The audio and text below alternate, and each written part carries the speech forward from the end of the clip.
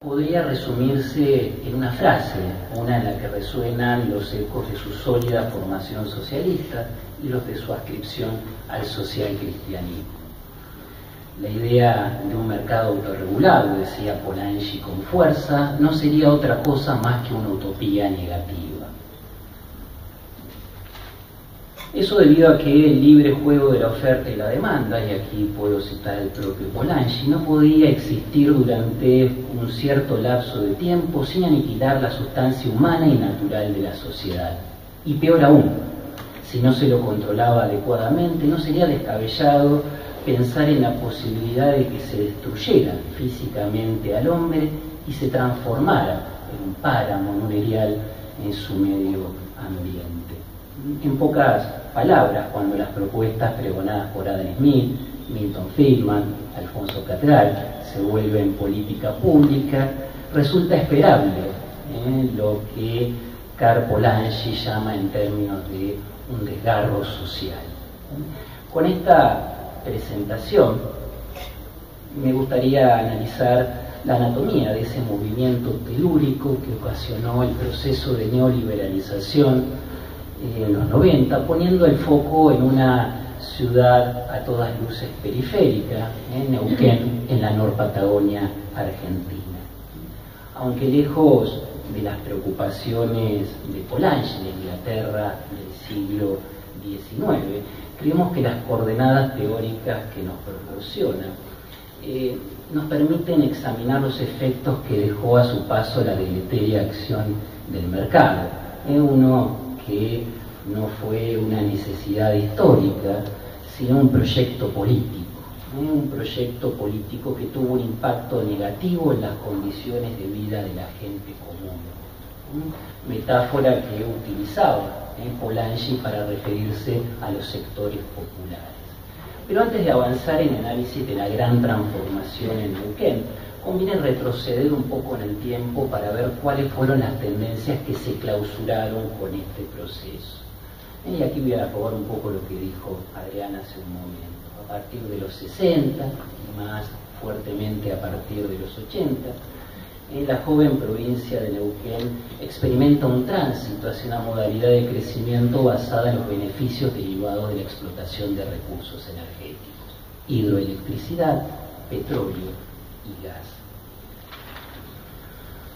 Esta matriz económica pivoteó alrededor de un conjunto de empresas públicas que, en palabras de Ernesto Kozlowski, aparecían como garantía de la ocupación de la Patagonia y como traccionadoras de esfuerzos, subsidios y personas hacia tierras naturalmente hostiles a la llegada de inversiones y pobladores.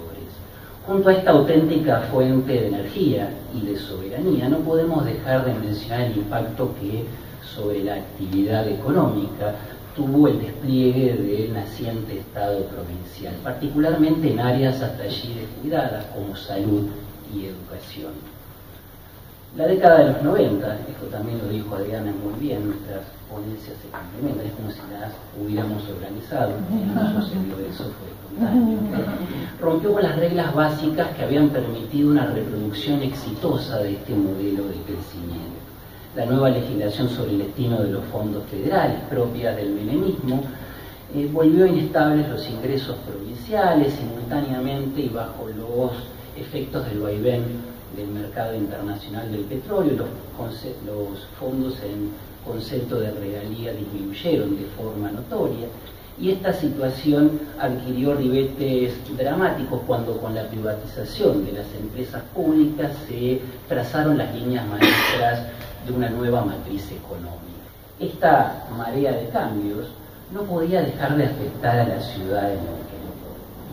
Con un estado provincial escaso de recursos y un conjunto de empresas públicas en retroceso, la capital neuquina fue objeto de lo que Gabriel Kessler llama en términos de una epidemia del desempleo. El torbellino ocupacional de las décadas anteriores, ese que había permitido posicionar a Neuquén como uno de los centros urbanos de mayor crecimiento, se volvió un lejano recuerdo del pasado.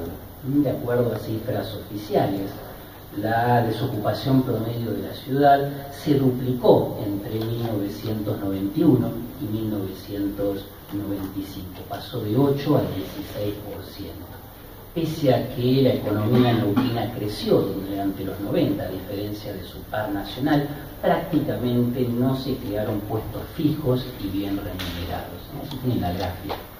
Neuquén creció, en Argentina no lo hizo. Pese a ello, en Neuquén no se generaron puestos de calidad. Entre 1998 y 2002 se duplicó el número de trabajadores públicos contratados a término sin ningún tipo de cobertura social y sindical. En pocas palabras, y siendo un poco duro en la expresión, la gran transformación neoliberal hizo que los pobres neuquinos se volvieran aún más pobres.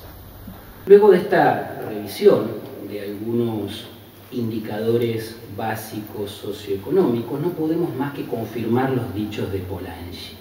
El dejar hacer, llevado adelante por políticas públicas nacionales y subnacionales, fue la piedra de toque de una creciente brecha entre sociedad y mercado.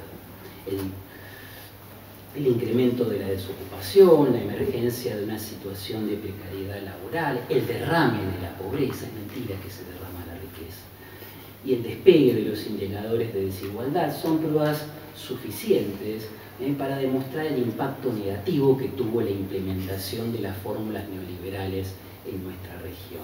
Para el caso de Neuquén, la gran transformación se hizo a expensas de una matriz estadocéntrica que, aunque con dificultades de dar un salto adelante en materia industrial y con inocultables bolsones de pobreza, había alcanzado una situación muy cercana al pleno empleo hacia fines de los 80 y que había generado una red de cobertura bien amplia en ese mismo periodo. Por más que los aportes de Polanyi puedan pensarse como una aguda crítica a la economía capitalista, no podríamos imaginarlos como un manifiesto apocalíptico, nada más lejos de la verdad. Junto a sus esfuerzos por demostrar las aporías, las contradicciones de la sociedad contemporánea, el economista austriaco postuló la necesidad de que la sociedad diseñara, no siempre de forma sistemática, medidas para protegerse a sí misma. Es lo que, anticipando en más de un sentido a Castells, Polanyi denominó un doble movimiento. La ampliación cada vez mayor de los principios del libre mercado generaba un contramovimiento encaminado a proteger la sociedad por medio de algún tipo de regulación.